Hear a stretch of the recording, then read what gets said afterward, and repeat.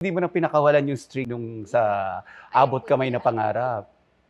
How comfortable are you pagdating sa mga kontrabida roles? Well, since abot kamay, almost more than 2 years naming shoot yung show na yun. So, I'm very comfortable. Pero, I guess, I really just dive into the role. Tsaka pag kontrabida kasi, I get to play with it. So, yan. I like it better. I would say it's challenging, pero masaya. Sabi mo, Kylie, kanina na-in love ka doon sa pagiging kontrabida niya. Yes. Mm-mm.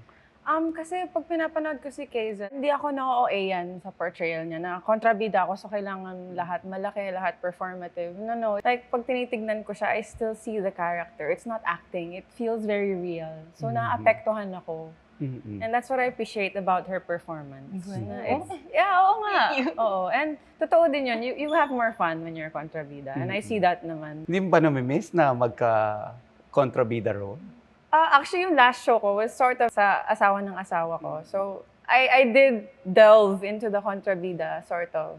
So, I had fun then. When I was on that set, I was just playing lang. Gaya ng sinabi, I'm playing with it. I'm just having fun.